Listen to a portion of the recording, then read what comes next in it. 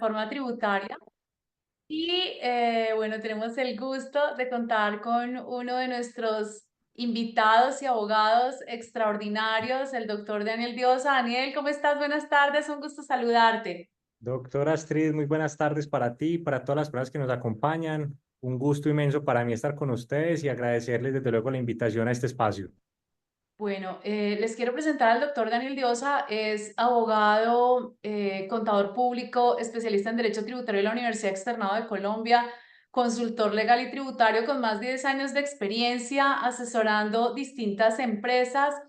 Es un docente universitario, es consultor a nivel nacional e internacional. Se ha desempeñado también como docente de pregrado y de posgrado en EAFID, en la Universidad de Medellín, en la Autónoma, entre otras. Es conferencista, investigador en el área de Derecho Tributario para el Centro de Estudios Tributarios de Antioquia, Cámara de Comercio, Camacol y CEF. Y nosotros tenemos la honra, Astrid Carvajal, de contar con su asesoría, con su vinculación como nuestro experto en Derecho Tributario. Y Daniel, muchísimas gracias. La verdad es que estamos muy expectantes. Sabemos que hay varias personas que han pedido conectarse, pero vamos a honrar la puntualidad de quienes ya están vinculados. Un abrazo y bienvenido. El micrófono es tuyo. Mil gracias, doctora Astrid. Nuevamente, mil gracias por esta invitación. Créanme que para mí es un gusto inmenso. Quienes me conocen, hemos compartido otros espacios, saben que disfruto muchísimo estos eventos y estos momentos, sobre todo para hablar de temas de interés en materia tributaria. Esta, desde luego, es la ocasión. Estamos a puertas de una nueva reforma tributaria, ¿sí? Reforma tributaria que uno diría, venga, ¿cuántas hemos tenido en los últimos años? Y tan solo devolvámonos a los últimos 12, 13 años tal vez y vamos a identificar que tenemos constantes cambios en materia de nuestro sistema tributario. Es que tan solo basta para devolvernos 13 años atrás, a lo sumo 14 años como tal, y esta sería la novena reforma tributaria en ese lapso de tiempo, ¿sí? Cuando yo les digo a ustedes que hemos tenido cerca de 9 reformas tributarias con esta que se presentará en este momento en los últimos 13, 14 años, a continuación seguramente lo que se preguntarán es, aquí lo que tenemos es una inestabilidad jurídica bastante clara, ¿sí? Es decir, cuando yo observo en un esquema tributario que se está constantemente modificando, pues lo que identifico naturalmente es una inestabilidad. Inestabilidad que se ve reflejado, por ejemplo, en los recientes informes de la misma Administración de Impuestos cuando se dice que hemos tenido el recaudo más bajo de los últimos 25 años, ¿sí? O sea, es una realidad.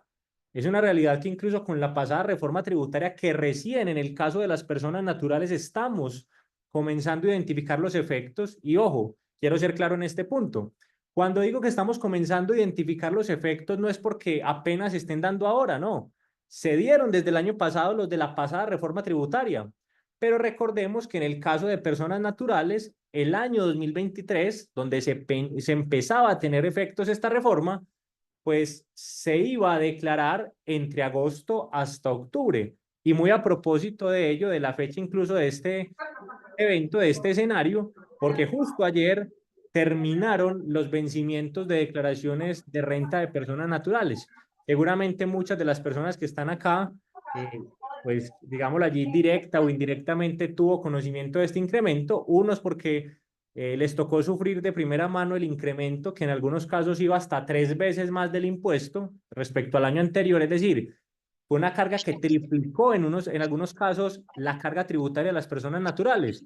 Y entonces, ojo a esto porque no estamos todavía hablando de que han pasado 2 años, aún no han ocurrido los 2 años, y en este momento tenemos como tal un nuevo proyecto de ley de reforma tributaria. Entonces, el primer mensaje que quiero darles, desde luego dándoles la bienvenida a las personas que han ido ingresando en este espacio, es con total tranquilidad pueden exponer allí sus preguntas. Mi metodología es, conforme vayamos avanzando, pueden ir preguntando para que las dudas no vayan quedando en el camino y desde luego vayamos viendo algunos elementos de esto. Entonces, quiero comenzar bajo ese primer escenario con los aspectos más importantes de este proyecto de ley de reforma tributaria que tiene diferentes aristas, ¿sí?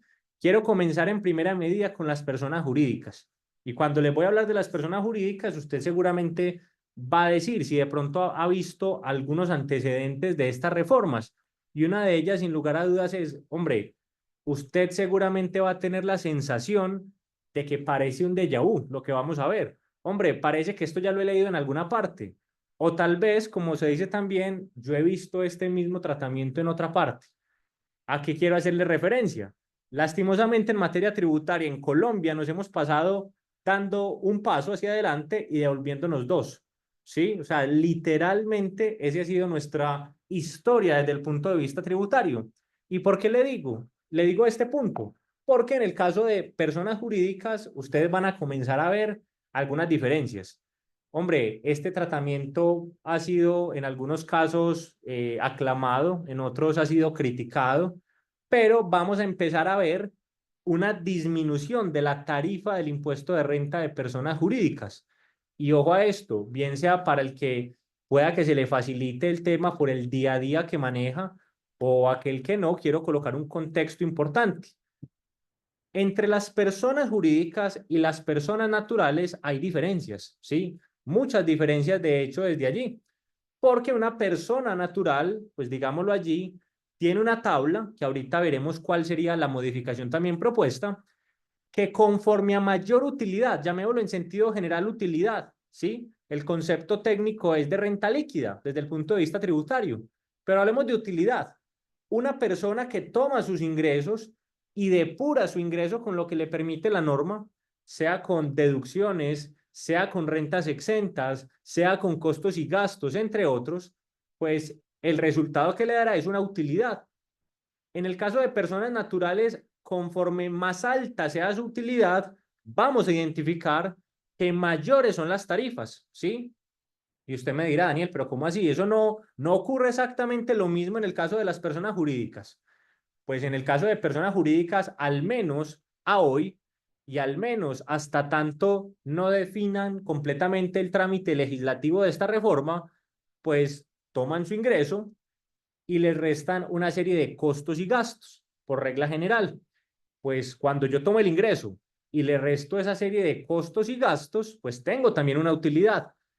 Y lo que lo diferencia respecto a las personas naturales es que en el caso de personas jurídicas tienen una tarifa general, ¿sí?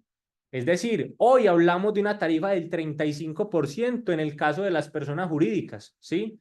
Hoy una persona jurídica, digámoslo allí, excepción hecha de ciertos casos que también veremos, todas pagan el 35%, excepción hecha de algunas de hidrocarburos, excepción hecha de algunas que tienen que ver, por ejemplo, con el sector asegurador y demás, que tienen unas tarifas más altas, pues por regla general tienen una misma tarifa.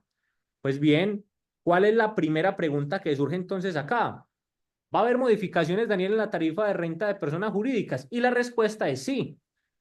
Aquí lo que se propone, no se me estrenen allí, pese a que uno vería allí cómo así, qué significa TM1, TM2, ¿esto qué quiere decir? Ya vamos a ir a ver por punto por punto. Pues, ¿cómo les parece que aquí la propuesta que se da es que se cobre una tarifa entre más alta sea la utilidad, o véase la renta líquida, miren aquí el concepto renta líquida gravable, asocien la utilidad, pues entre más alta sea, pues irá incrementando o será más alta, pues la tarifa aplicable desde este escenario. Entonces, bajo este punto es importante decirles, esto es nuevo, pues por lo menos si se llega a aprobar, sí sería nuevo, pero esto ya ha sido propuesto de tiempo atrás, de hecho aquí les dejo la nota para que ustedes lo tengan de presente. Esto ya había sido propuesto en su momento en el año 2021 en el proyecto de ley de reforma tributaria, que tal vez muchos recordarán que fue parte del inicio pues, de este tema tan complejo del estallido social y demás, pues allí estaba establecido este contenido, ¿sí? Es decir, desde ese momento se había propuesto, solo que finalmente, recordemos, ese proyecto de ley finalmente se desestimó y tuvimos el proyecto de ley final de aquel momento, pero esto, para que lo tengan allí en cuenta, esto,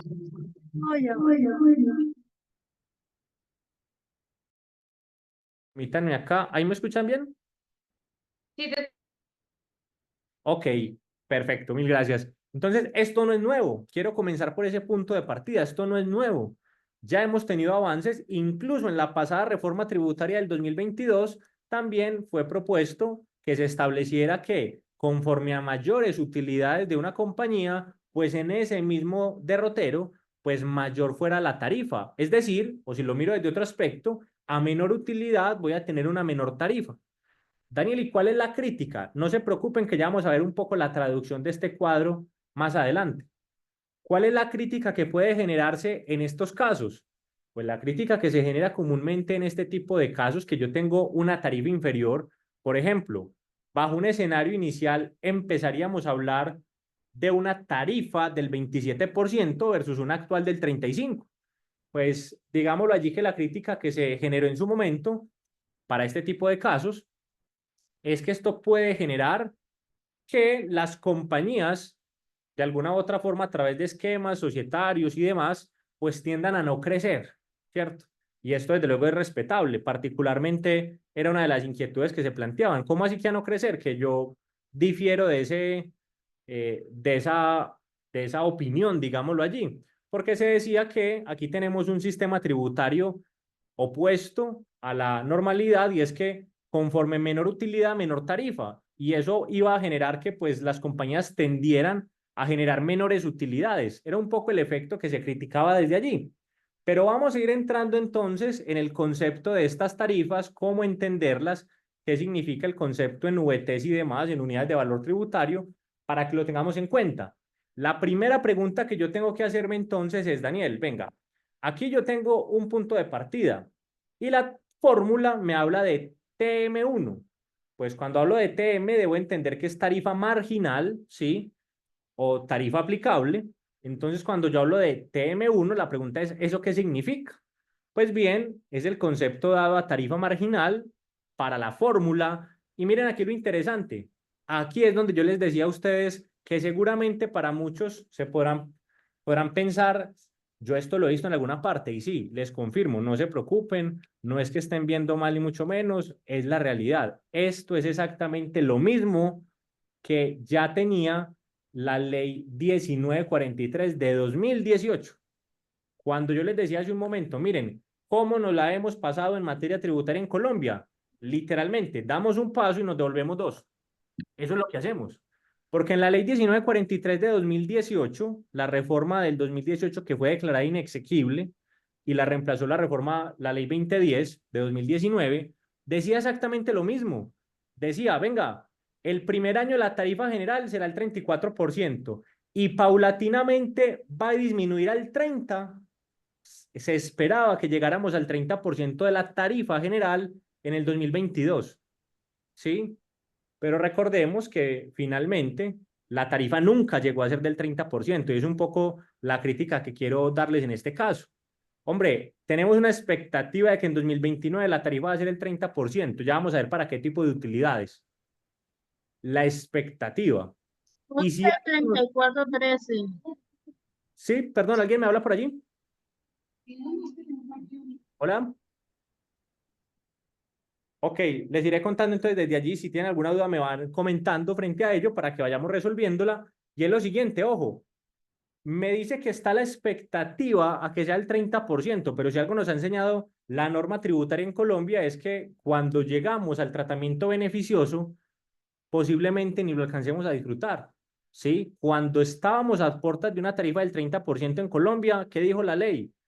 Cambia y pasó del 30 al 35 de un periodo a otro. Pues bien, cuando veamos el concepto de tarifa marginal 1 o TM1, lo que quiere decir es, mire, por estos años en particular, 2025, 26, 27, 28 y 29, irá disminuyendo paulatinamente la tarifa. Hoy, 2024, la tarifa general es del 35%. ¿Qué le están diciendo? Mire, para ciertas utilidades, ya veremos frente a ello esto, pues la tarifa será en el 2025 el 34% y se espera que se disminuya al 30% en 2029. ¿Qué es tarifa marginal 2? Pues miren acá también el concepto. Me habla de un 34% para 2025 y un 33% para 2026. Pero no se preocupen, ahora sí, veamos un poco más claro este panorama, que la tabla con fórmulas y demás y que TM1 es confusa. Ahora veamos un poco cómo puede ser más entendible. Mírenlo acá. Esto, cuando hablemos del concepto de renta líquida gravable, y quiero ser insistente allí para el que tiene ya seguramente el conocimiento producto de su experiencia en estos campos, importante, pero también quiero de pronto aquel que no conozca el concepto, que lo tenga allí claro, y es, esto está dado en unidades de valor tributario, la famosa VT, ¿sí? Yo aquí les coloco el valor de la VT y su conversión a la VT del 2024, que estamos hablando de 47.065. Entonces, miren cómo debe leerse esta tabla para que lo tengamos en cuenta a propósito de la modificación propuesta. Venga, la renta líquida generada por sociedades, por ejemplo, que esté entre 0 a 6.285 VTs, que equivalen a 295 millones, es decir, una utilidad fiscal de 295 millones, pues la tarifa será del 27%, ¿sí? ¿Y cuál es la fórmula que establece la norma? Tome la renta líquida, véase la utilidad, la renta líquida gravable, deberá convertirla en VTs frente a ello, y se multiplica de forma directa por el 27%. Es decir, para un efecto sencillo, una compañía que tenga utilidades por 250 millones a partir del año 2025 va a dejar de pagar el 35% de los 250 millones y se estimaría que pagar un 27% para, digámoslo allí, poner ese contexto y lo tengamos un poco más claro. Pero entonces, ¿qué viene a cambiar acá? La fórmula que establece precisamente el proyecto. Dice, venga, pero si ya supera los 295 millones, que son las 6.285 VTs, y hasta 120.000 VTs, ¿que eso a cuánto equivale? Mírenlo por acá en la parte inferior. Equivale a cerca de 5.647 millones de pesos, ¿sí? Entonces, en la diferencia entre ese monto y otro, es decir, entre 295 millones de utilidad y hasta 5.647 aproximadamente de utilidad, pues aquí ya sí me dice, venga, usted me pagará la tarifa marginal 1. ¿Y qué significa la tarifa marginal 1? Pues entonces para ello, miren el resumen, mire que acá es más sencillo verlo en lugar de tanto texto. Lo que significa la tarifa marginal 1 es que este valor acá será el 34% en 2025, el 33% en 2026 y así sucesivamente hasta llegar al 30, entre comillas, al 2029. Y créanme, me excusan ser tan insistente y tal vez tan apático frente a ello, pero de aquí al 2029 van a ser muchas las reformas más que tendremos. Entonces, créanme que esto con seguridad, si llegase a ser aprobado, pues también tendrá modificaciones, ¿sí? ¿Y qué le dice la norma? Venga, entonces, apliquemos también una tarifa progresiva o una tarifa marginal, porque miren que la fórmula está dada para tener las primeras 6.285 VTs y le dice multiplíquelo por el 27%. ¿Cuál es la razón de ser de eso? Como esto es por tramos, pues lo que quiere decir es, vea, el 27% de la utilidad hasta 295 millones es la tarifa. Y ahora sí, la renta líquida en VTs menos el tramo anterior, es decir, 6.285, usted lo va a multiplicar por la tarifa marginal 1, es decir, 34, 33. Miren que es como una especie de tarifa compuesta, ¿sí?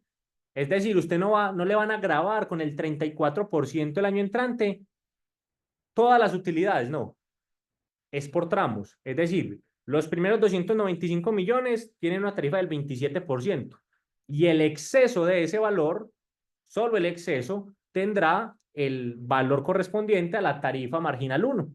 Mismo caso en los 120.000 VTs, que aquí ya hablamos de los 5.647 millones para que lo tengamos allá en cuenta. Miren que está excediendo ese valor. ¿Qué le va a decir? Pues miren, en ese caso no es que la tarifa vaya a llegar algún día ni siquiera al 30, no.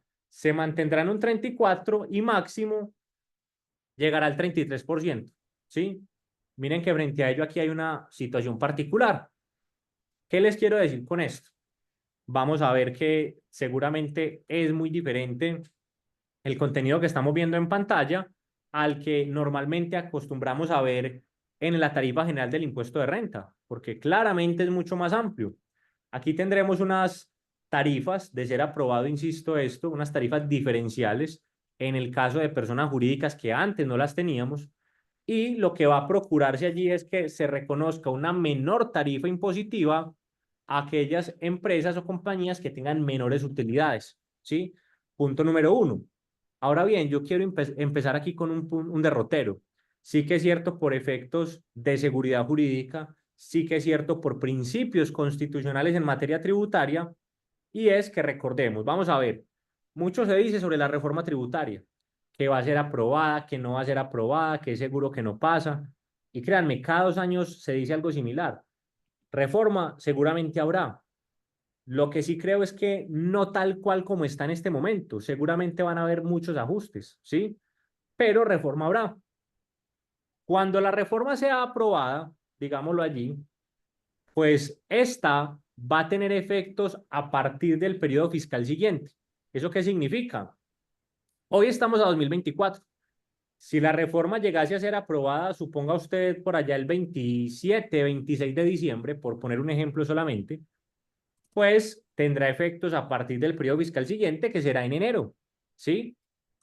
Y si, por ejemplo, aquí estamos hablando de renta de personas jurídicas, ¿sí? Que es lo que hacíamos referencia hace un momento, pues el efecto que tendremos es que empezará a regir a partir del 1 de enero al 31 de diciembre de 2025.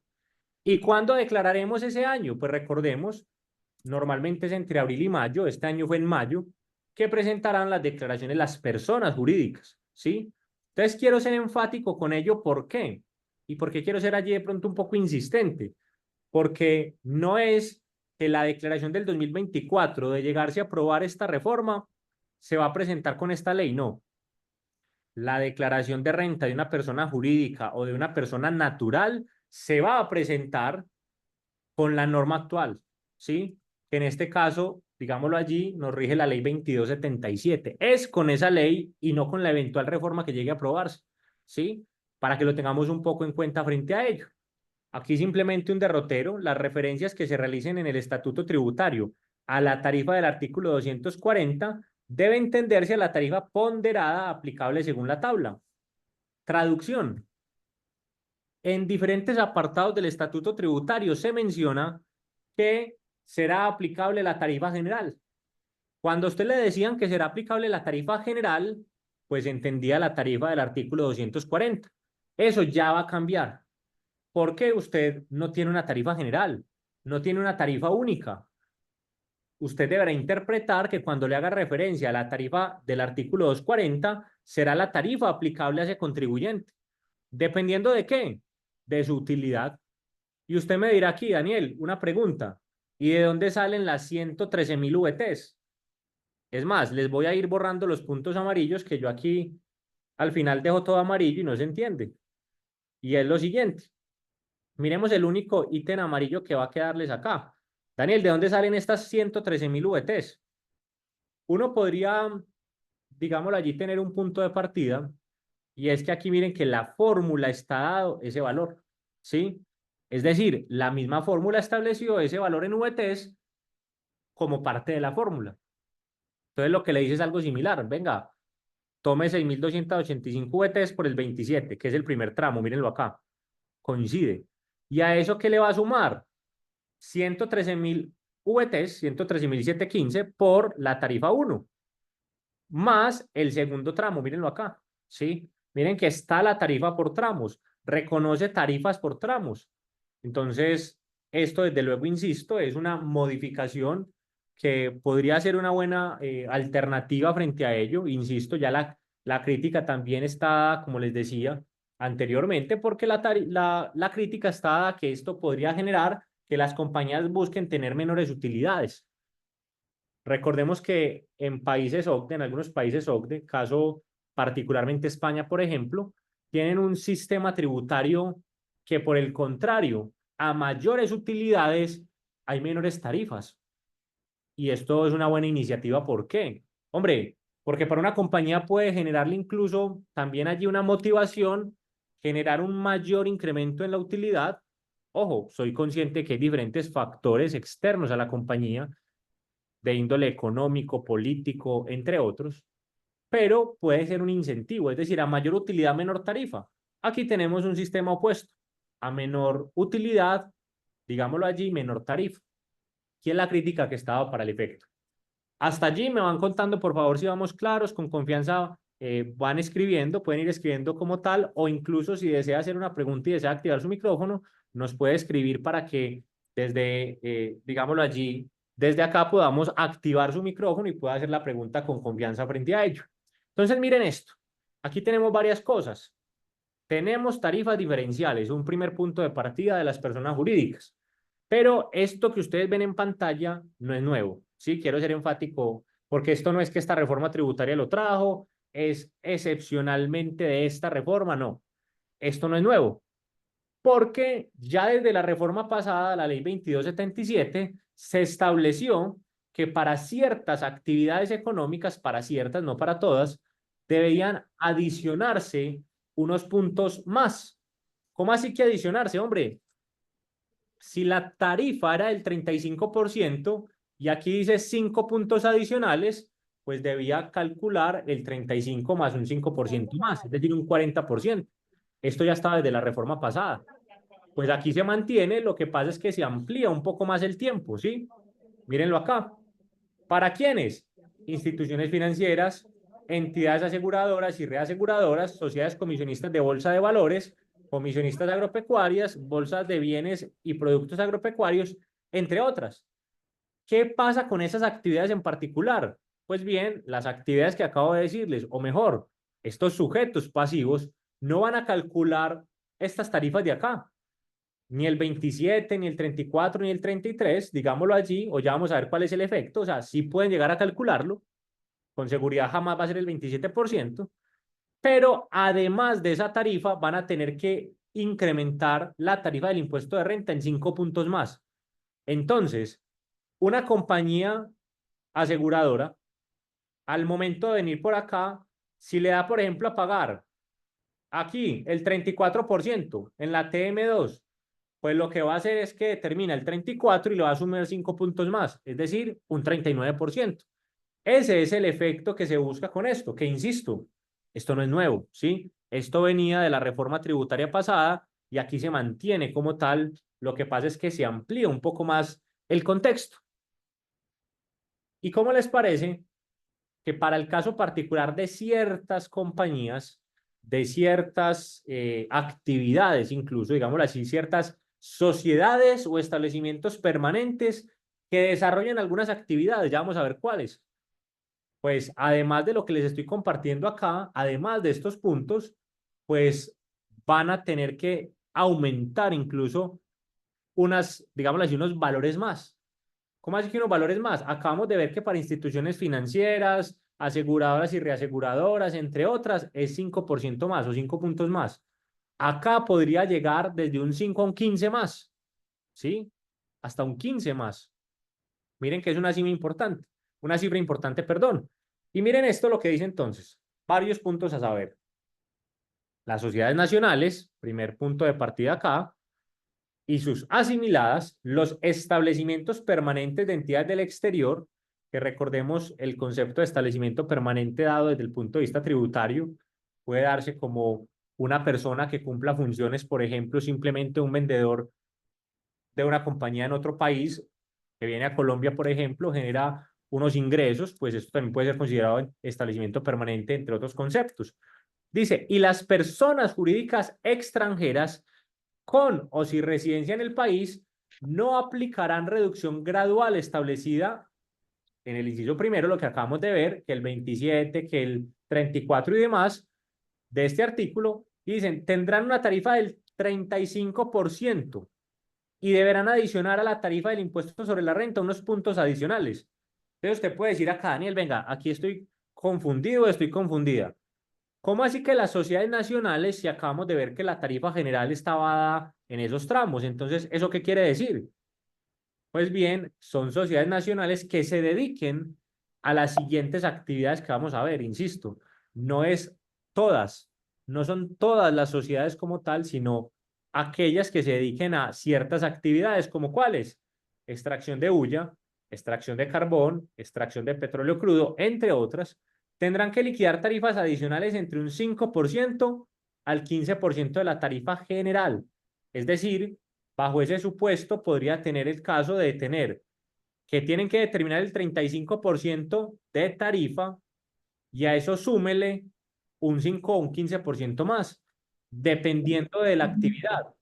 Porque en algunos casos, insisto, puede ser por extracción de hulla llegará a un 10%, si es por extracción de petróleo crudo a un 15%, y recordemos que, pues, en la actualidad, producto incluso de una sentencia de la Corte Constitucional, que de alguna u otra forma allí, si me lo preguntan, de un elemento claro que era una vulneración a principios constitucionales para que aquellas compañías dedicadas al sector de hidrocarburos no deduzcan de su renta las regalías, pues naturalmente se quieren mantener este tipo de, digámoslo allí, de tratamientos, ¿sí? Como se dice, pues de algún lado hay que recuperar eso, es un poco el pensamiento que se tiene frente a ello.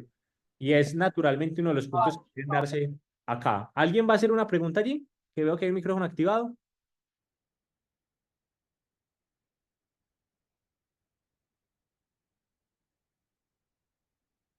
Ok, por aquí veo, alguien pregunta, buenas tardes, muchas gracias por esta charla y quería saber dónde podemos obtener las memorias. Claro que sí, a Gloria un saludo también allí especial. Les compartimos estas memorias desde luego con todo para que ustedes puedan tener allí toda esta información, incluso con los ejercicios y demás, no se preocupen que se los compartimos, ¿les parece? Para que tengan esto claro. Punto número uno, entonces, aspectos principales en personas jurídicas. A ver, ahorita vamos a hablar de otros puntos también, pero principales elementos. Cambia considerablemente desde allí entonces la determinación del impuesto de renta, o bueno, la determinación no, la tarifa mejor, porque la determinación se mantiene estable frente a ello. Cambia la tarifa en el sentido de que a menor utilidad, hasta 295 millones, haciendo una salvedad. Estos son datos o cifras con base al 2024. Pero recordemos que una vez se emita la resolución que adopte la OET del 2025, estos valores van a cambiar, van a variar, ¿sí? Van a aumentar para que lo tengamos entonces en cuenta. Allí veo que alguien tiene levantada la mano. Sí, Doc, aquí hay una inquietud de Natabe en los comentarios. Listo, buenas tardes, te pregunto, ¿esto también aplicaría para las rentas exentas por economía naranja? Ok, aquí una buena pregunta, Natalia, para que lo tengamos en cuenta. En el caso particular de renta exenta por economía naranja, recordemos que hay una implicación que hoy en día está generando tal vez, si me lo preguntan, muchas diferencias desde el punto de vista constitucional por la tasa mínima, ¿sí?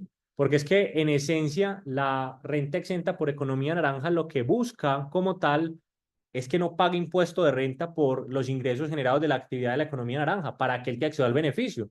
Pero recordemos que con la tasa mínima de tributación, pues aquí hay una carga que se está imponiendo que si me lo preguntan esto vulnera principios constitucionales tales como los derechos adquiridos. Usted no puede establecerle desde el punto de vista constitucional cuando le reconoce un beneficio a un contribuyente, grabarlo desde otro punto de vista. Es decir, le generó la exención del impuesto de renta, pero lo graba con un impuesto mínimo. ¿Sí? Entonces, frente a ello, la respuesta sería, ¿aplica este tratamiento? No, pero porque la intención de la economía naranja es que el ingreso sea exento de impuesto de renta. Pero por el lado de la tasa mínima de tributación, que ahorita les daré también algunas novedades que se tendrá frente a ello, sí les generaría la obligación, digámoslo allí, de determinar un impuesto conforme a esa determinación de la tasa mínima. Entonces, a la pregunta, la respuesta, ¿puede generar implicación? Podría por la tasa mínima. ¿Es claro allí, Natalia? ¿Me cuentas, por favor, si este punto es claro? Por aquí dice también Gloria, mil gracias, con el mayor gusto, Gloria. Muchas gracias. Perfecto. Me van contando con confianza si vamos bien, si vamos rápido, que la idea de esto, créanme, es que todo quede claro, ¿sí? Aquí la razón de ser, los que me conocen allí saben, no es darles temas e información por darles información, sino que todo vaya siendo claro y conforme a esto vayamos avanzando. Entonces, allí quedamos en el caso de las personas jurídicas, ¿sí? Para que lo tengamos en consideración.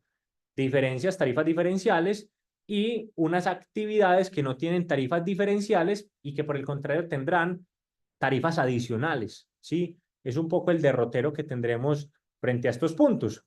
Ahora bien, se los digo y con total objetividad, si algo está claro de estos últimos 2 meses y medio, casualmente el tiempo de declaraciones de renta, es que el impacto es bastante fuerte, fue bastante fuerte sobre personas naturales, ¿sí? O sea, ejercicios o escenarios que en conferencias hablaba sobre este punto, escenarios bajo la ley anterior y bajo esta ley, que una persona, por ejemplo, con un ingreso promedio que llegara a los 350 millones de pesos, con unas deducciones y unas rentas exentas generales, por ejemplo, estaba pagando en promedio cerca de 21 millones de pesos de impuesto de renta.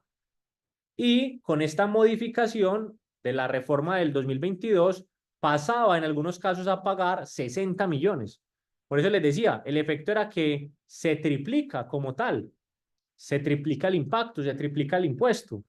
Y acá vamos a ver que se buscan dar algunos incentivos en algunos puntos, en otras se busca castigar aún más las tarifas, porque les digo, esto no puede ser realmente cierto. O sea, ya vamos a ver que incluso quieren dar para que la tarifa aumente de un máximo del 39% al 41%, ¿sí? Entonces la pregunta es, venga, ¿el sistema tributario nuestro hacia dónde apunta? ¿Sí?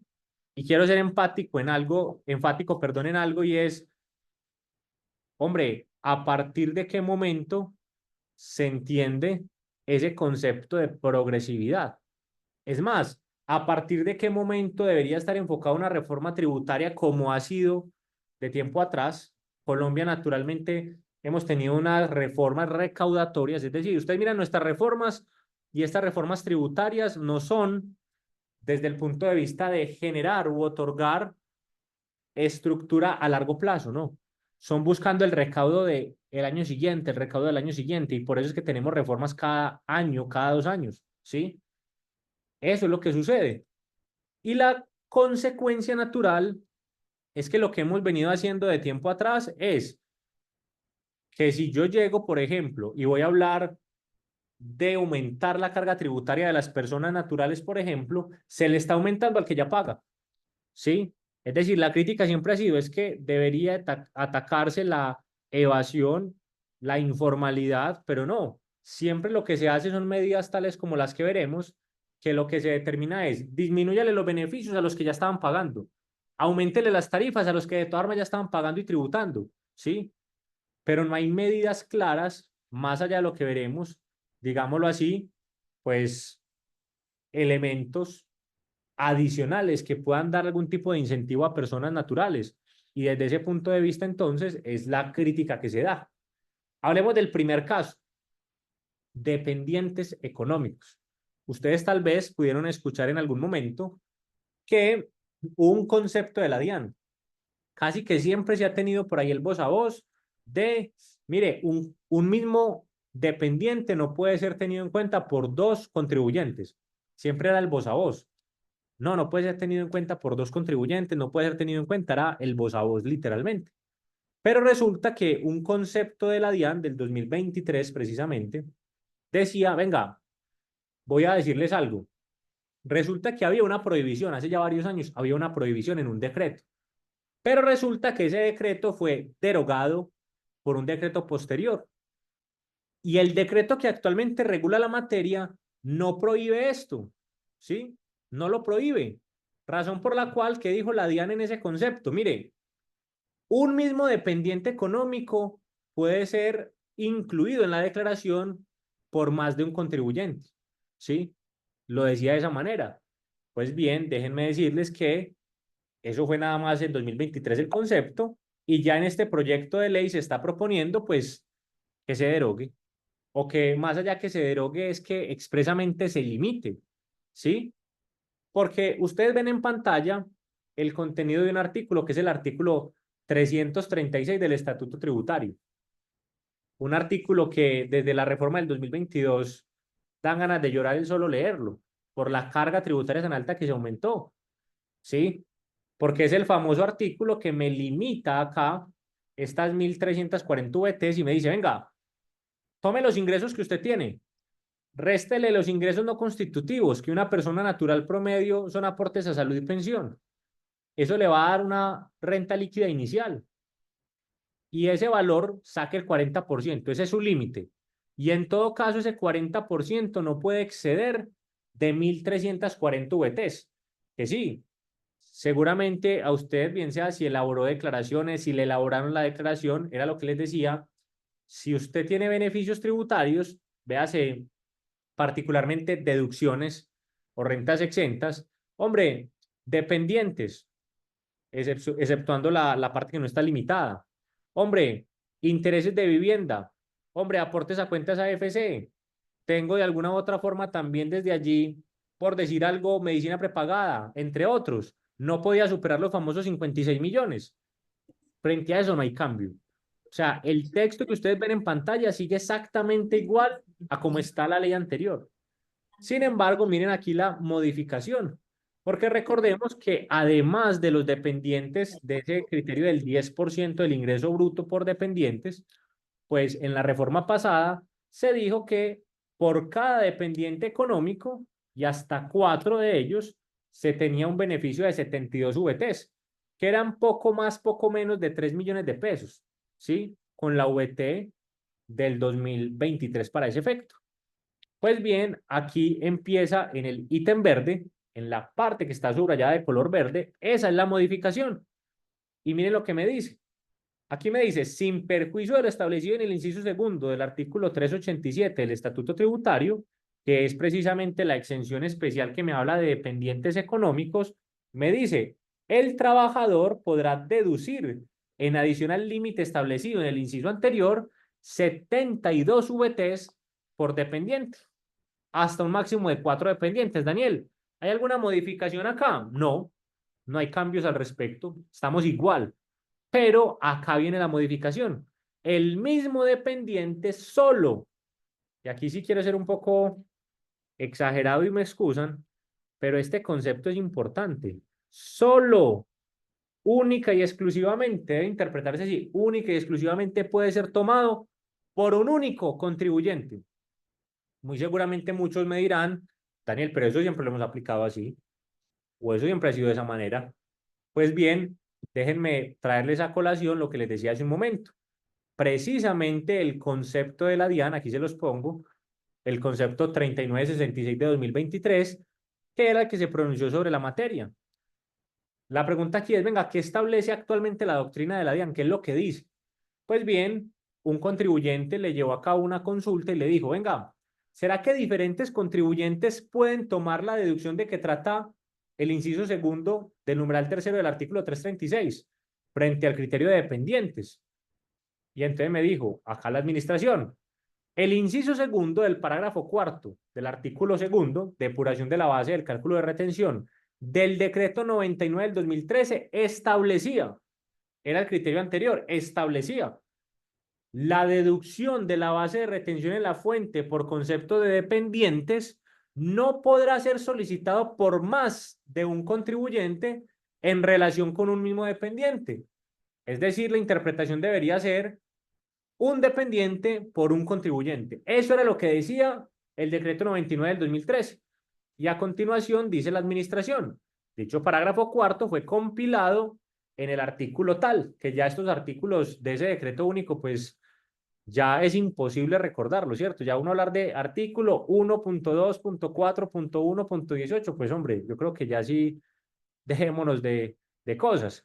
Dice, sin embargo, no se incluyó la limitación antes reseñada. ¿Esto qué quiere decir? Y es bien importante que lo tengamos en cuenta desde el punto de vista jurídico.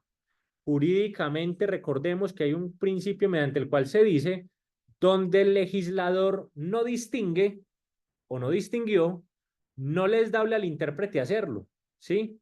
Bajo un criterio. En palabras sencillas, venga, la norma antes decía que no podrá ser solicitado por más de un contribuyente. Si ya no dice nada, pues en esencia debo interpretar que no hay límite. Era un poco lo que decía la administración. Entonces, ¿qué concluye la entidad en esa doctrina actual?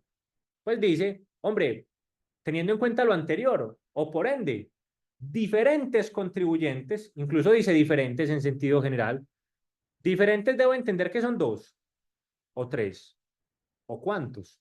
Dice diferentes. Claro, naturalmente que cumpla con las condiciones para que sea dependiente económico. Quiero ser claro con ello. No es que un primo del vecino, del tío, no, que cumpla con los presupuestos de dependientes. Podrán tomar la deducción por dependientes y dice allí, tanto la prevista en el artículo 336 como la contenida del 387, siempre que tenga derecho a ello. Y se los pongo resaltado porque no ha de faltar, insisto, no, póngale cualquier dependiente ahí o invéntese la cédula. No, no, no, es que es el que efectivamente tenga derecho es el que se lo puede tomar y usted es el que deberá probar por qué es procedente, digámoslo allí, esa deducción, bien sea la que está limitada o la que no, frente a ello, lo cual podrá ser fiscalizado e investigado por la Administración Tributaria atendiendo el artículo 684 del Estatuto Tributario. Porque recuerden, aquí hay una cosa bien particular y es la siguiente. Hombre, al momento de hablar de dependientes económicos, recuerde que es que usted no pone ahí la casilla de dependientes porque sí, ¿sí? Hay que referenciar desde luego, por ejemplo, con el beneficio de las 72 VTs, hay que referenciar directamente el tipo de documento y el número, ¿sí? Y especificar de quién se trata, es el hijo, es el padre, quién es el cónyuge, ¿sí? Especificar, no es simplemente que por derecho entonces ya obtengo el beneficio, no. Y ha sido un poco lo que ha pasado, tal vez ustedes han escuchado en los últimos días, en esta última temporada de declaraciones, que muchas personas han sido requeridas por parte de la administración, y de verdad, esto es en serio mucha gente se alarmó, pero quienes estaban siendo objeto de fiscalización, o por lo menos que desde ya, pese a estar hablando de pocos días de haber presentado las declaraciones, la DIAN les escribía. ¿Pero por qué? No es porque la DIAN le estaba diciendo, hombre, pero usted sí depende económicamente, o esta persona sí depende, o si es el hermano, el primo, el tío. No le estaba preguntando eso. ¿Qué era lo que estaba haciendo mucha gente? Que es una mala práctica, indebida por demás. Pues hombre, hay cosas de cosas. Créame que todo esto, hoy en día con elementos tecnológicos, inteligencia artificial, entre otros, créanme que esto apenas es el comienzo. Pero hay gente que se inventaba las cédulas. 1, 2, 3, 4, 5, 6, 7, 8, 9, 10, por decir cualquier cosa, padre. Entonces, claro, la administración simplemente con un cruce de información determina que esa cédula no existe o si existe, pues no tiene relación, ¿sí? O la otra también es que la gente jugaba con lo que ya vamos a ver a continuación. Ustedes recuerdan el famoso beneficio que me determina los consumos a través de facturación electrónica. Esa es una buena iniciativa. Sí, una buena iniciativa, pues ya les voy a decir hasta qué punto. Porque veo mucha gente también muy animada pidiendo factura electrónica, incluso si me permiten ser exagerado, no es que yo sea pues exagerado ni nada, pero hay mucha gente que hasta ve, si vas a comprar algo, da mi cédula por la factura y pedís factura electrónica. Venga, no, pilas con eso, porque es que hay gente que llega al momento de declarar ingresos del periodo, 100 millones de pesos, y compras con factura electrónica por 300. ¿Saben qué está pasando allí? A usted le están cambiando un 1% de beneficio para que usted diga el 99% de capacidad económica. No sé si me hago entender. ¿Sí? Es decir, esto que es un buen beneficio, sí, es un buen beneficio y que puede ayudar, puede ayudar. Si me lo preguntan a mí, no es tan representativo a hoy. Ya vamos a ver qué es lo que va a pasar con esta reforma. Pero darle un 1% limitado a 240 VT significaría que usted tendría que hacer compras por más de 1.000 millones para que obtenga el beneficio pleno. Entonces miren que en esencia no es tan representativo, ¿sí? ¿Y qué pasaba con mucha gente también? Se tomaba es que el tope de los 10 millones de pesos ahí sin haber comprado. Entonces, hombre, recuerden, esto está conectado con el sistema de facturación de la DIAN. Y al estar conectado con el sistema de facturación de la DIAN, naturalmente lo que tengo son muchos aspectos. Por ejemplo, uno de ellos, y no menos importante, es que haciendo un cruce sencillo de información, la DIAN me va a decir, en el mejor de los casos, usted es inexacto y va a sancionar, ¿sí? La pregunta es, ¿tenemos modificaciones respecto a esto? Pues la respuesta es que sí. Hay modificaciones respecto al beneficio para que el que ya lo conoce o el que no lo ha escuchado, recordémoslo, las personas naturales que soliciten factura electrónica tienen a la fecha, a hoy, un derecho. Y es que el 1% de esa compra es una deducción. sin límite, no va a estar limitada al 40% que vimos ahorita. Pues bien, ¿cuál es la modificación que se plantea para que lo tengamos en cuenta? La modificación que se plantea es que ya eso no sea más el 1, sino que pasaría a ser el 5% en 2025, el 3% en 2026 y el 1% en adelante, ¿sí? No es casualidad, pues, que eso en el 2026 se acaba el beneficio, ¿cierto? Ni que se supiera allí qué pasa en el 2026, ni mucho menos, ni que sea año electoral. Pero ya al año siguiente ya baja otra vez al beneficio como está hoy. Mírenlo acá para que el que ya lo conoce, insisto allí, el que ya de tiempo atrás de pronto ha escuchado de esto, pero el que no, para que tenga en cuenta en qué consiste. Personas naturales que declaren ingresos de la cédula general. Ojo, cuando le haga referencia al concepto de cédula general, a lo que le está diciendo la norma es si tiene ingresos por rentas de trabajo, si tiene ingresos, por ejemplo, también de rentas no laborales o rentas, en este caso, también de capital, las tres que forman la cédula general, a los que se refiere el artículo 335, que adquieran bienes y o servicios. Ojo, le están diciendo bienes y servicios o le están diciendo bienes o servicios, es decir, cualquier factura electrónica independiente que tenga o no relación de causalidad con su actividad económica. Aquí no importa. Dice, podrán solicitar como deducción en el impuesto de renta independientemente que tengan una relación de causalidad. Hombre, es que yo soy abogado y entonces tiene que ser algo que tenga que ver con la relación, con la actividad económica que desarrollo. No, no se lo van a pedir. Y dice acá, frente a ello, que tengan una relación de causalidad con la actividad productora de renta. Y entonces me dice acá, el 5% en el año grabable 2025, 3% en el 2026 y el 1% en adelante, es decir, de 2027 hacia allá, del valor de las adquisiciones, ¿sí? Solicitan como deducción el 5%, es decir, ¿cuál es la modificación? Que pase del 1 al 5 y luego del 5 al 3 y luego vuelve al 1. Eso es lo que pasa. Entonces, las personas naturales que están pidiendo factura electrónica y que no está limitado como tal, pues ya no va a ser un beneficio del 1%, digámoslo allí frente a ello, sino del 5% como tal para que lo tengamos en cuenta. Es una iniciativa que sí se está dando de alguna u otra forma, ha generado mucha discusión este tipo de tratamiento, insisto, porque no termina siendo tan representativo. Si me lo permiten desde allí, al momento de usted verlo, dice, hombre, sí, vale la pena. ¿Hasta qué punto? Sí, insisto, ¿qué es lo importante que tengan en cuenta? Que hay muchas personas que son solicitando factura electrónica, incluso dando la cédula para que otras soliciten el beneficio, pero no tienen en cuenta que con eso le están midiendo la capacidad económica. Porque, insisto, si usted va a llevar a su declaración de renta ingresos por 150 millones, pero tiene compras por 300 millones, la pregunta sencilla y básica es para la DIAN, y venga, ¿y usted dónde sacó el resto? ¿Sí? No me podrá decir que hay desde luego también indicios de, digámoslo de alguna u otra forma, incluso incrementos patrimoniales no justificados, porque ¿dónde salieron los recursos? Entonces tengan cuidado con eso porque, insisto, esto es un criterio de fiscalización para la administración de impuestos, ¿sí? Entonces hay que ser moderados frente a ello también, porque también tiene unos requisitos. Estos requisitos, quiero ser claro, no han cambiado. Yo voy a pasar simplemente por ellos someramente para que los recordemos. Pero estos no cambiaron. Lo único que cambió es desde la parte que dice 5% hasta acá.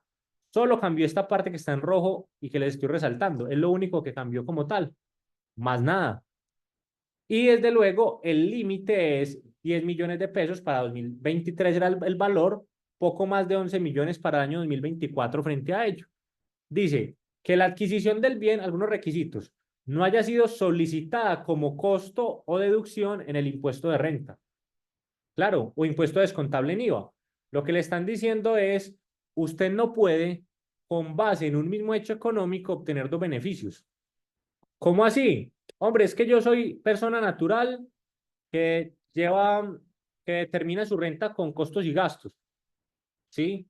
Si usted adquiere con facturación electrónica, producto del desarrollo de su actividad económica, usted no me puede decir que va a tomar la factura como costo o gasto en su actividad y que además va a aplicar esta deducción especial. No, usted no lo puede hacer.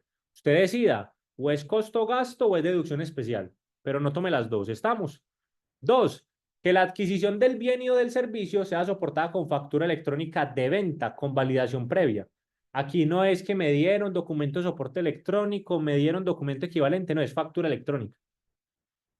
Y de hecho, aquí hay una situación que generó mucha indignación y mucha inquietud con justa causa, porque aquí me dice, con factura electrónica con validación en donde se identifique el adquirente con nombres, y aquí viene un punto importante, que me hablaba la norma de obligados a facturar, obligados. Entonces, cuando había factura electrónica emitida por no obligados o quienes emitían la factura voluntariamente o que facturaban electrónicamente de forma voluntaria, ¿qué les dijo la administración? No reconoció, digámoslo allí, la deducción. Pese a que mi postura es, si usted cumple los presupuestos, tómela. Pero ya vamos a ver dónde está la limitante. Dice aquí que la factura electrónica se encuentre pagada a través de tarjeta de débito, crédito o cualquier medio electrónico. Conclusión, que tenga trazabilidad por el sistema financiero. Que la factura haya sido expedida por sujetos obligados a expedirlas. Entonces hubo gente que, por ejemplo, pagó la maestría de la universidad, pero como la universidad no está obligada a facturar, o digámoslo allí, a emitir factura electrónica como tal, y lo hace para ese tipo de casos, la administración no le tenía en cuenta el beneficio. Y el concepto que se pegaba es porque dice expedida por sujetos obligados. Y hay sujetos que no están obligados, pero que lo hacen voluntariamente. Y en el sistema de la DIAN no aparecía. Hola, ¿Sí? ¿Quién me ay, habla? yo tengo una duda. Yo, Claro, sí. Daniela. Daniela, ¿cómo estás? Ay, súper. Bueno, primero, muchas gracias por este espacio. Con todo el gusto. Muy chévere. Bueno, yo quería hacer ahí como una pregunta porque pido facturas electrónicas y muchas veces no es a mi nombre personal, pero digamos sí de la empresa, pero pago con mis tarjetas personales. ¿Sí? Cierto. Y la otra es, a veces pido facturas a nombre personal, electrónicas, pero yo pago con las tarjetas de Estados Unidos. ¿Eso ahí me afecta en algo o cómo funciona como para la DIAN como ese método de pago ya que llegamos como a ese punto? Claro que sí, perfecto, Daniela. Te doy mi opinión frente a los dos puntos. El primero de ello, en lo que me dices, por ejemplo, que tú eres, por ejemplo, la representante legal y pagas de tu cuenta y posteriormente te reembolsa la sociedad, por ejemplo. Digámoslo allí, no obsta para que por ese motivo sea desconocido el medio de pago, porque si yo hablo del concepto de bancarización, el concepto de bancarización me habla que sea a través de medios reconocidos y es factible bajo ese supuesto que el representante pueda pagar, casi que frente a ello sería un préstamo que le hace el representante a la sociedad porque pagó el bien, el servicio, entre otros, o el gasto, y luego lo reembolse la compañía. ¿Qué es lo más aconsejable? Lo más aconsejable es que sea directamente, y por eso tiendo a recomendar que sea a través del pago de la tarjeta de la compañía directamente para que ni siquiera haya lugar a discusión con la administración de impuestos. Pero si me lo preguntas, en un hipotético caso de discusión frente a la materia, no significa que sea desconocido el gasto por una razón. El costo del gasto, ¿por qué? Porque la norma de bancarización también me dice o también me hace referencia a que debe ser, digámoslo allí, por los medios aceptados, tarjeta de débito, crédito, cheque girado al primer beneficiario, entre otros. Y además me dice que esto no obsta para que operen los demás modos de extinguir las obligaciones. Por ejemplo, pues desde allí puede haber también un préstamo que se dé desde el socio y luego le reembolse. Lo importante es la trazabilidad financiera. A la pregunta, ¿es posible? Desde mi punto de vista es posible. Ojalá la recomendación que fuese pagado directamente con la tarjeta o de la cuenta de la sociedad para evitar discusiones. Pero en caso de que se haga por parte del accionista, socio o representante, pues no habría lugar al desconocimiento, insisto, por ese motivo. Dos, frente al tema particular que tiene que ver con, digámoslo allí, pagos del exterior, te traje a colación esta presentación que de hecho aplica incluso en los dos casos, en la deducción especial y demás, porque mira lo que dice, que la factura electrónica de venta se encuentre pagada a través de tarjeta de débito, crédito o cualquier medio electrónico en el cual intervenga una entidad vigilada por la superintendencia financiera o quien haga sus veces, dentro del periodo grabable en el cual se solicita la deducción.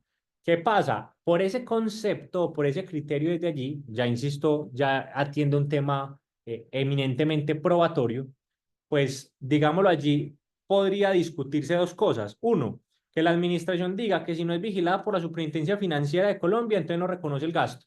O dos, decir, por ejemplo, si me lo preguntas a mí, cuando dice o quien haga sus veces, la norma lo está delimitando, o quien haga sus veces hace referencia a la Superintendencia Financiera acá o en otro país, por ejemplo. Entonces, frente a ello, digámoslo allí, sí podría haber discusión frente a esa palabra específica como tal, porque normalmente se pide trazabilidad del sistema financiero colombiano. Entonces, frente a ello, en contraposición a lo que les decía hace un momento, la recomendación sí sería que se efectuara con, digámoslo allí, a través de cuentas o a través de medios electrónicos por bancos vigilados por la Superintendencia Financiera de Colombia. ¿Es claro allí, Daniela? Sí, súper. Mil gracias. Dale, con todo el gusto, claro que sí. Perfecto. Aquí vemos otro de los puntos y es que esta deducción no está limitada, como les decía, al 40% frente a ello para que lo tengamos en cuenta. Ahora bien, vamos entonces a entrarnos un poco más. Ya vimos personas jurídicas, empezamos a ver un poco el tratamiento de personas naturales en dependientes económicos y en lo que tiene que ver con el beneficio de factura electrónica. Ahora vamos a hablar de las tarifas. Y ustedes lo que están viendo en pantalla, esto no se ha modificado, ¿sí? Quiero ser enfático en ello. Esto no ha tenido modificación alguna todavía. No la ha tenido. Daniel, entonces, ¿por qué estamos hablando de esto? Hasta acá no. Pero yo hago esto y ustedes van a encontrar algo que con seguridad de por sí. Hay alguien que recuerdo mucho que dice que esta es una tabla diabólica y creo que sí se ha sentido en el último tiempo con la última reforma. Pero miren, la tabla sigue igual. ¿Qué es lo que cambia? Que pasamos del 39 al 41%, ¿sí? Miren que aquí les dejo incluso un material que puede ser un poco más didáctico, porque vuelvo a lo mismo. Hablando de renta líquida, rangos en VTs, y cuando hablamos de renta líquida, insisto, el ingreso depurado, véase la utilidad, entre comillas, de 0 hasta 1090, ¿cómo así? Hasta 51.300.000 con VT de este año. No hay lugar al pago del impuesto. Pero miren que va aumentando progresivamente. Y el cambio se da a aquellas rentas líquidas que excedan de 1.459 millones de pesos. Es decir, en ese caso, el valor, dado que sean los 1.459 millones, estarían grabados el exceso a una tarifa del 41%. Y ustedes ven que yo aquí tengo también algo llamado impuesto mínimo. No se preocupen ni se asusten que no hablo de la tasa mínima. Hablo de un impuesto mínimo, ¿por qué? Miren acá, 116 VTs, 788 VTs, 2.296 VTs, 5.901 y 10.000. Son estas que están acá. ¿Por qué? Porque como la norma está dada por tramos, mire que cuando usted le hable base gravable en VTs es porque la utilidad o la renta líquida yo tengo que convertirla a VTs y le resto el margen anterior o el tramo anterior. Miren, 1.700, 1.700, 4.100, 4.100, ¿sí? Y eso me dice, mire, multiplíquelo por el 33 y le suma.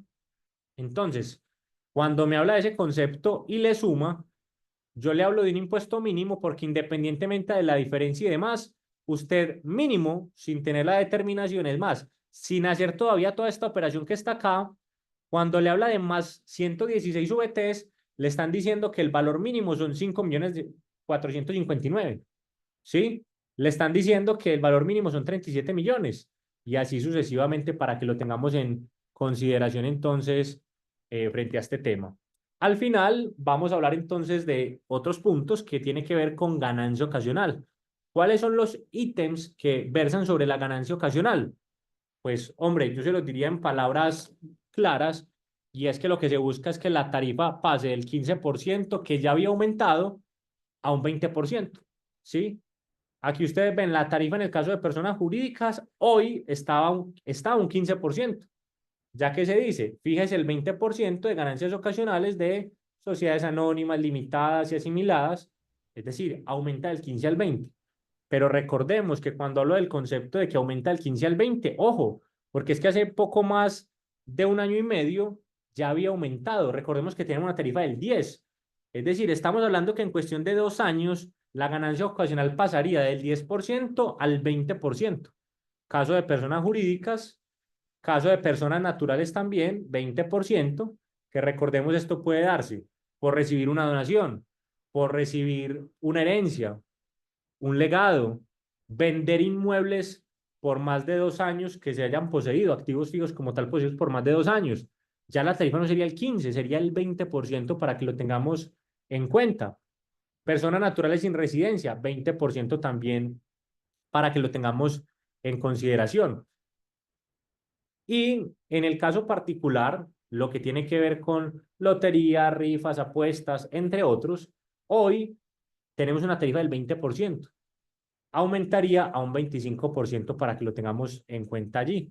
Sí, ese sería el valor estimado para que se incremente como tal.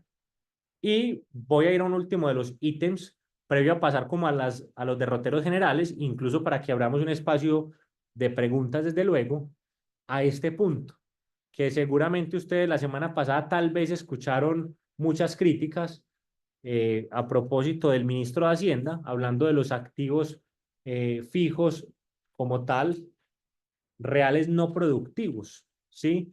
Y lo que tiene que ver con el desconocimiento de costos o gastos y demás. Voy a ir directamente al grano. Hoy, ¿quiénes están obligados al impuesto al patrimonio? Recordemos que en sentido general hablamos de personas naturales. Personas naturales. La recomendación parte de un elemento, y es que no se cobre impuesto al patrimonio a las sociedades. Hombre, la OCDE ya está cansada de decirle a Colombia que no establezca impuestos al patrimonio, porque establecer impuesto al patrimonio es establecer un impuesto al ahorro, así de sencillo. Esa es la razón.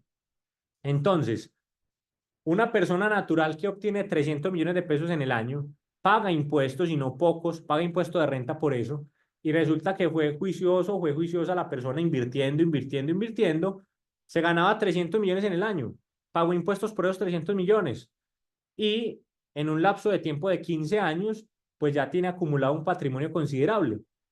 Entonces, los ingresos sobre los cuales usted pagó impuesto de renta, hoy que lo convirtió en inversión en patrimonio, le van a cobrar un impuesto al patrimonio. Es un desincentivo al ahorro, es la realidad.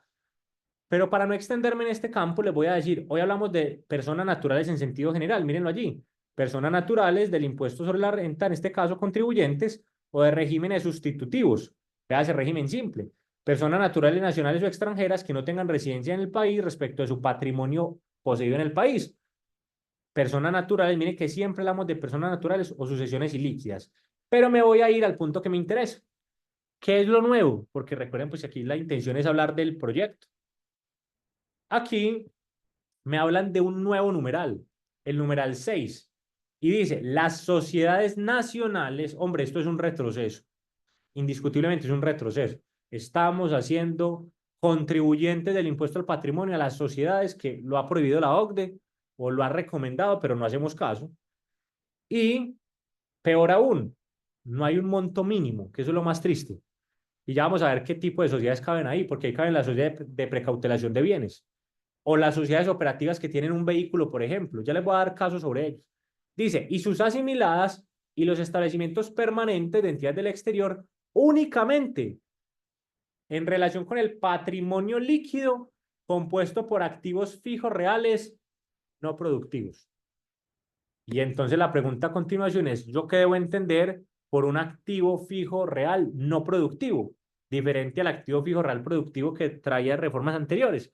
Y dice, se entiende como activos fijos reales no productivos aquellos bienes tangibles o corporales que no generan renta permanentemente o que no tengan relación de causalidad con su actividad productora de renta. Yo tengo una sociedad, esa sociedad se encarga exclusivamente de tener activos, y no es que sea una inmobiliaria, no, tengo mis activos allí que son producto del ahorro y nada más, pues va a ser sujeto del impuesto al patrimonio. Y lo peor, que va a ser sujeto del impuesto al patrimonio, es que ya vamos a ver una diferencia, porque ojo, hasta hoy, por lo menos a hoy, hay tarifas que empiezan a gravar los patrimonios de más de 3.000, cerca de 3.300 millones a hoy. Aquí lo que le van a decir es que es el 1.5 del valor, o sea, ni siquiera un valor mínimo, que es absurdo. Y miren entonces el cambio. El impuesto al patrimonio, vamos a ver el hecho generador, para contribuyentes distintos a los del numeral 6, ¿cómo así que distintos? Que no tengan activos fijos reales no productivos, se genera por la posesión del mismo al 1 de enero de cada año, cuyo valor sea igual o superior a 40.000 VTs. Ojo, pasa de 72.000 VTs a 40.000. O sea que hablaríamos en VT 2024 cerca de 1.882 millones. Bajan el tope o bajarían el tope del impuesto al patrimonio. ¿Y qué le están diciendo en este primer inciso? Mire, este tope es para aquellos que no sean sociedades nacionales con activos fijos reales no productivos. ¿Sí? Es para ellos, porque ya vamos a ver que tienen otro tratamiento. Para efectos de este gravamen, el concepto de patrimonio es equivalente a patrimonio líquido, sigue igual. Es decir, tome el patrimonio bruto o la totalidad de los activos y le resta las deudas, es el patrimonio líquido. ¿Que supere qué? 1.882 millones, así quedaría. Pero ojo, porque en el caso particular de los contribuyentes del numeral 6 que acabamos de ver, pues acá es por la posesión del patrimonio líquido compuesto por activos fijos reales no productivos. Le hablan de un tope. Venga, mínimo es tanto. Como aquí dice 40.000 VTs, no le dice. O sea que aquí usted deberá aplicar una tarifa directa sobre el valor del activo, o por lo menos del patrimonio líquido que se refleje si este activo tiene algún tipo de deuda. ¿Sí? Y mírenlo acá. La base gravable del impuesto al patrimonio para los contribuyentes distintos de los del numeral 6 es el valor del patrimonio bruto del sujeto pasivo, es decir, el total de los activos, poseído a 1 de enero de cada año, menos las deudas a cargo del mismo. Esa es la base gravable, patrimonio bruto menos deudas. A 1 de enero, ¿cuál fue la crítica? Que la norma la dejaron de cada año, ¿sí? Esa sigue siendo la crítica al sol de hoy, para que lo tengan en cuenta. ¿Y qué pasa entonces con los contribuyentes nuevos? Las sociedades nacionales con activos fijos reales no productivos. Pues dice, es el valor patrimonial de los activos fijos reales no productivos. Es decir, de momento no se tiene reconocido ningún tipo de monto exento para que lo tengan en cuenta. Situación bastante compleja. Y las nuevas tarifas las encuentran acá. Miren esto. Hoy hablamos de tarifas del 0,5, del 1 y del 1,5. Hoy, ¿cuál es la propuesta? Mírenlo acá. Que lo que exceda de 40.000 VTs, es decir, 1.882 millones, y hasta 70.000, es decir, 3.294 millones, estarían grabados en una tarifa del 0,5 del exceso. De 3.290 millones hasta 120.000, que son 5.600, una tarifa del 1, y hasta un patrimonio de 11.295 millones, 1,5. Lo que exceda de ese valor de los 11.000 va a tener una tarifa del 2%. Es decir, imagínese usted pagar el 2% de su patrimonio líquido cada año. Esa es la realidad. Y eso es lo que se busca con ello, es la crítica que se da frente a esto.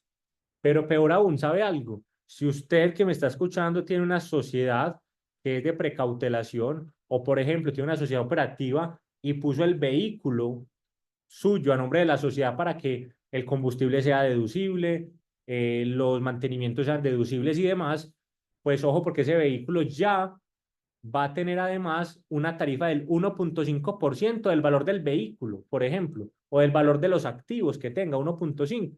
Situación pues que, insisto, es bastante compleja. Voy a dejar entonces este espacio para dar las últimas conclusiones que no se vayan a escapar y pasamos a un espacio de preguntas para resolverlas. ¿Cuáles son otros elementos? Hombre, yo sí quiero ir dándoles algunas conclusiones. ¿Por qué? Mucho se dice de la reforma, pasa, no pasa, aprueban, no aprueban, y la realidad es que muy posiblemente haya reforma. Miren, la realidad por estos días cuando se habla con clientes y demás es, estamos dando pérdidas, la situación está muy compleja, hay obligaciones que cada día incrementan con la DIAN y demás. Tiene que haber una reforma que incluso vaya encaminada a dar alivios, muy seguramente lo hará por ese lado, pero que establezca cargas como la que vamos a ver. Hombre, si una persona natural, accionista de una sociedad, le presta plata a la sociedad, recordemos que hay que generar un interés presunto. ¿Eso qué significa? Usted puede decir, no le cobro nada a la sociedad, pero ¿qué dice la norma? Yo interpreto que usted está teniendo un ingreso por interés presunto. O viceversa, si la sociedad le presta plata al accionista, la sociedad tendría que reconocer un interés presunto, un ingreso. ¿Y cuál es la modificación? Hombre, que hoy dice que equivale a la DTF vigente a 31 de diciembre. ¿Y qué modificación se da? Que sería el doble de la DTF, hombre. Se los digo sinceramente que con este tipo de situaciones no vamos a ningún lado, ¿sí? Y ya sobre todo la semana pasada salía una noticia que se dice que era posiblemente rumor, pero pues ahí está, por algo será, que posiblemente con la situación de recaudo pudiesen suspenderse, y esto sí me excusan si sea antitécnico, pero fue noticia, que se suspendieran los procesos de devolución o compensación, que sería pues absurdo. Pues ya se está proponiendo que cuando una persona natural tenga más del 80% de sus ingresos producto de rentas de trabajo, pues se le podrá generar devolución automática y de oficio, ya veremos sobre todo eso cómo será, para que en los 90 días siguientes a la última fecha del vencimiento del calendario, no es a la fecha de su vencimiento, no, a la última fecha del calendario, pues se le devuelva automáticamente, ¿sí? Insisto, no es que sea pues ni mucho menos ave de mal agüero, ni mucho menos, pero difícil. Hace muchos años tenemos, hace más de 8 años, una norma que dice que se iban a generar devoluciones automáticas si era todo con factura electrónica. Yo quiero saber cuál es el porcentaje de devoluciones automáticas, ¿sí? Y al final, aspectos a tener en cuenta en sentido general, se generan nuevos incentivos por fuentes no convencionales de energía para emitir bonos de transición energética que generan beneficios en materia de renta. También se amplían las exenciones en materia de IVA por fuentes no convencionales. Y respecto a la tasa mínima, pasaría del porcentaje del 15 al 20%. Aquí quiero decirles algo en particular. Recuerden que estamos atentos y a la espera de tener algunas novedades en materia de tasa mínima. Hoy hagamos de cuenta que no ha pasado ningún tipo de novedad, que es así, pero estamos a la espera de 3 pronunciamientos de la Corte Constitucional para definir su constitucionalidad. Sí, muy seguramente algunos me dirán, Daniel, pero ¿qué sentido tiene si ya hoy, por ejemplo, pues ya declaramos lo que fue particularmente 2022 cuando se declaró, fue bajo ese, perdón, 2023 cuando se declaró, fue con tasa mínima, 2023. Entonces ya lo que fue, sí, es verdad. Esperar qué pasará con un pronunciamiento, porque se los digo, desde el punto de vista constitucional es claro que se vulneran principios constitucionales y se establece también un criterio que yo les digo, por eso los pongo en pregunta, impuesto nacional al consumo con destinación específica. ¿Y por qué se los pongo en pregunta? Hombre, porque desde la teoría básica en materia tributaria, un impuesto no tiene destinación específica, pero aquí somos felices diciéndole impuesto a lo que es una contribución, contribución a lo que es un impuesto y tasa a lo que es una contribución, ¿sí? Solamente algunos puntos para que tengan en cuenta, también se establecen allí algún tipo de recompensas para denuncias frente a evasión y demás, y también se acabarían beneficios respecto a vehículos eléctricos, o mejor, vehículos híbridos, ¿sí? Para que lo tengamos allí en cuenta. Estos son algunos de los puntos más importantes que, como yo les decía, quería compartir con ustedes el día de hoy, no sin antes, desde luego, agradecerles por su atención, su disposición, por esa activa participación en este espacio, y desde luego quedo atento a cualquier duda, a cualquier inquietud para resolverla.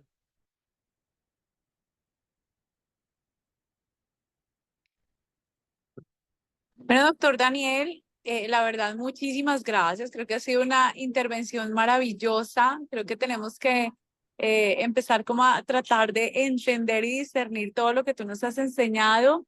Y bueno, estas memorias serán enviadas a las más de 90 personas que se inscribieron y creo que tuvimos algún problema con la conexión, pero muchísimas gracias. En este momento no veo ninguna pregunta en pantalla. Si alguien tiene la manito, quiere levantar la manito de pronto para preguntar. Bueno, no lo veo. Entonces, muchas gracias por esta valiosa intervención. Muchas gracias a todas las personas que se conectaron, que han estado constantemente en comunicación con nosotros. Y bueno, un abrazo, que el Señor los bendiga más y que tengan un lindo fin de semana. Mil gracias a todos, que estén muy bien, un feliz fin de semana y gracias por su atención, que estén bien. Gracias, doctor. Gracias.